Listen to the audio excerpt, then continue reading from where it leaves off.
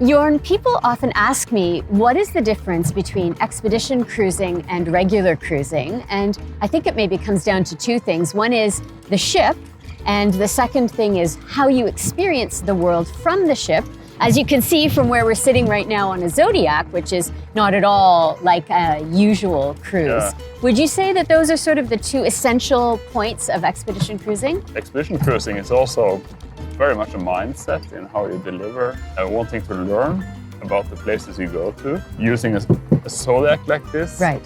Other means of, or tools or toys like we call them. We have something called special operations boats, and we have submarines and kayaks and so on. Most other ships have to dock in ports, but with the Viking Octantis, we don't need to be in port. We can embark on an excursion, on an exploration right from the ship, on a Zodiac or kayak or a special operations boat. Exactly, and we have all these means for being self-sufficient. We are independent of infrastructure for weeks at a time, if we like. We have a group of highly qualified staff members in that expedition team. They're a part of a larger, wider crew.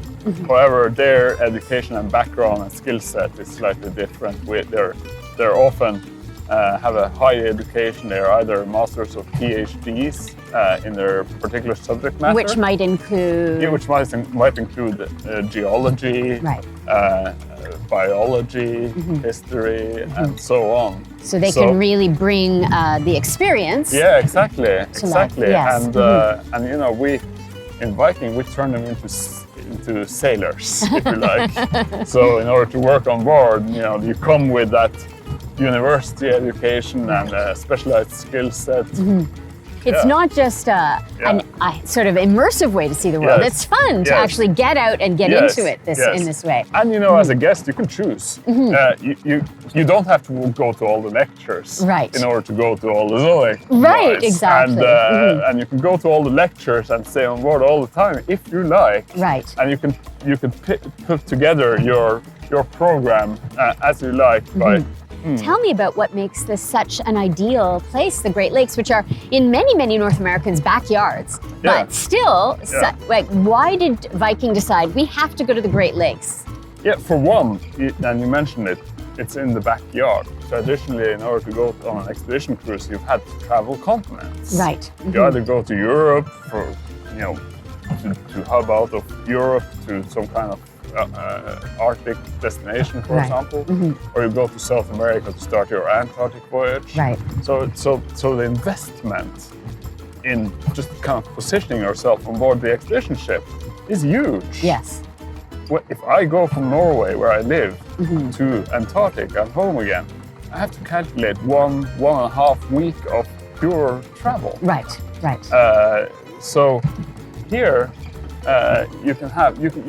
you can take 7 days off work, and you can squeeze in a great expedition trip in one of the most beautiful regions of the world.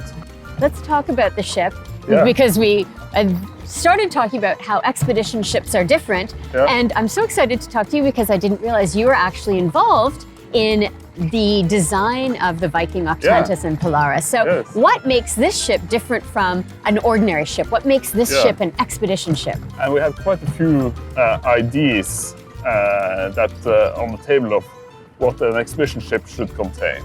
One transformative moment was when we decided to go to the Great Lakes. Because that really dictated a lot of the size and shape. So right from the beginning, Vikings, when you were thinking we're going to develop expedition cruises, you already had the Great Lakes in mind. Yeah, exactly.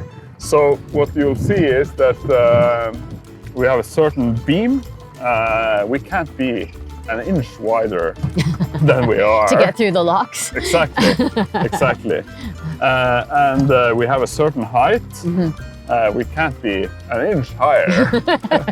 And you can see that on the bridge, Often on ships you will see overhanging bridge wings, for example. Yes. Our bridge wings are flush with the side of the ship. I did notice that. Yeah, yes. because we can't have overhanging bridge wings because of the locks. Right. And so often on ships you will see that the lifeboats are halfway protruding and overhanging the sides. Right. Not so. Not so here. They're flush.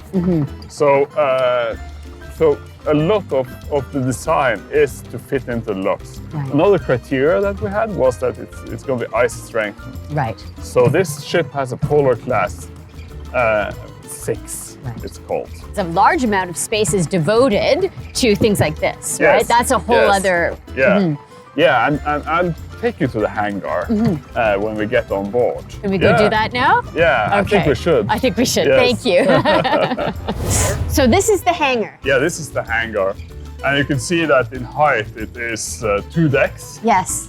Here we're standing on the special operations boat that is again standing on a hydraulic slipway. Right. So that's how you can launch it into the water. So the aft part of this slipway slides back into the water, and then the wheels, they roll the boat backwards into the water. Right. So 2 special operations boats, and then I'm trying to count zodiacs quickly. Yeah. Okay, tell me how many I should be counting? You won't get to that number, but we have 16 or 17 zodiacs. Right. Some are packed. We have some backup zodiacs. We have backup engines, and we have 2 submarines. On either 2 yellow side? submarines on either side. Right. They are on a track. So when they are being launched, we open the hangar, and they are going forward like a train to underneath that transversal crane. Okay, so that opens like a garage door, and they zoom out? Yeah, they zoom out underneath the crane, the 2 hooks that you can see over there. And then that goes out over the water and lowers it down. We have kayaks in a rack over there. Do you like it down here? Is it cool for you to be down here still, even though you could do it any time? Yeah. Because it seems like it's a garage, basically, but it's a pretty cool garage. Yes, so everything is very purposeful and functional, but at the same time, there's a cool factor. There's a cool factor. And you have these apertures from public spaces inside the ship. Yes. So you're in the foyer of the aula, and you can peek down into the hangar. And that was important for us because it kind of gives guests on board a peek into the inner workings. Behind the curtain a little. Behind the scenes. I did notice when we came how wonderful it was to be able to go to see in and to see your expedition in the making, almost by looking in. Yes.